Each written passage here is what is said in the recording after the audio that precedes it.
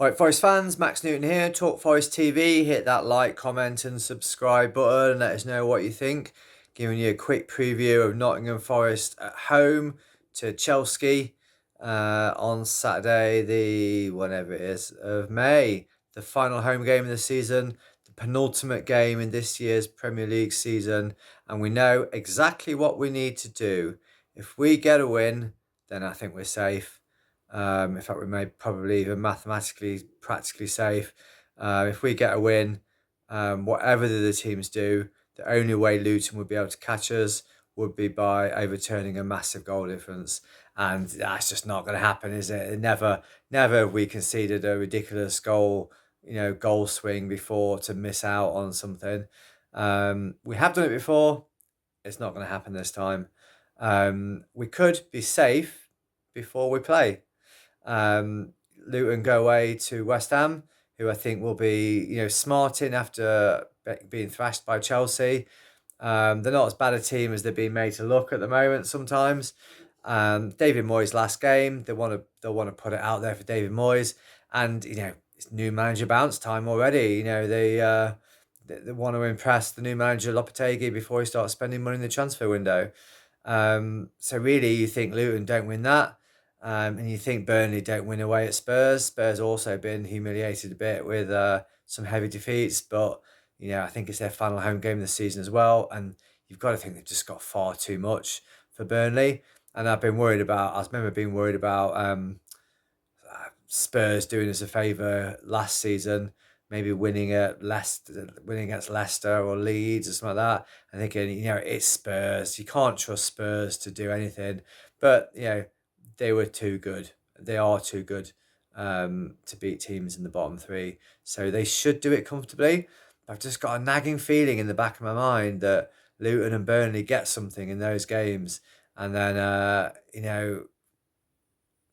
it's not an easy game home to Luton, is it? Home to Chelsea by any stretch of the imagination. They're in red hot form. Cole Palmer is like, until Haaland scored 5 the other week, he was like on for the Golden Boot. He's been absolutely sensational. Other players like Madueke and others stepping up now and performing a bit more consistently. And Chelsea looking really good and on a really good run of form. However, most of that good run of form has been in home games where they've really impressed. But, it's still not that long ago that they laboured to a 2-2 draw against Sheffield United. So it sort of depends which Chelsea turn up. And they're not at home, the world famous City Ground, where there's going to be a shitload of noise, and we're going to get right behind the team. So yeah, I think we should play a 5 at the back this time. I think it worked really well against Man City. Nuno changed it, could say almost inexplicably, against Sheffield United, and we certainly we didn't have control of the midfield and in front of our defence for large portions of the game, and it was end to end, and it was probably the formation. So I'd like to see 5 at the back. It looks like Nico's not fit, which is a real loss because he's arguably player of the season. So I expect to see Aina. I'd like to see Aina and Toffolo as the wing backs. I don't know what the status is on Tavares.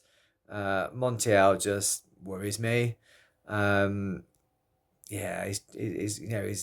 on the beach.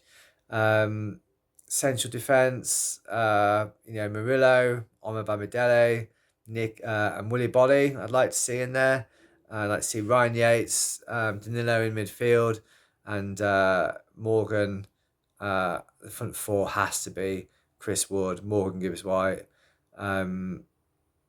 Elanga, and Callum Hudson-Odoi. That's probably a player too much in there, so maybe Morgan Gibbs-White plays deep with Ryan Yates, and maybe that's the 2 pivot in midfield. We can certainly win the game. Like I say, Chelsea, although they've looked brilliant in the last couple of weeks, it's still not that long ago that they were absolutely dog mess against Sheffield United, and and a few other teams as well. I think we need to get on the front foot. We need to get at them. We need to get into them. We need to go for it. An early goal makes a massive difference because it settles nerves on the pitch and in the stands and gives us something to build on. I think the longer it goes on, the just more dangerous the game is. I think one thing we know, it's going to be, well, unless results go for us in the earlier games, it's going to be a real nerve jangler. But it's, although we probably say we'd love to not be the nerve janglers, these are the sort of games that we're in for, right? Aren't they? So let's enjoy it. Let's get behind the boys and make a lot of noise. Come on, you Reds.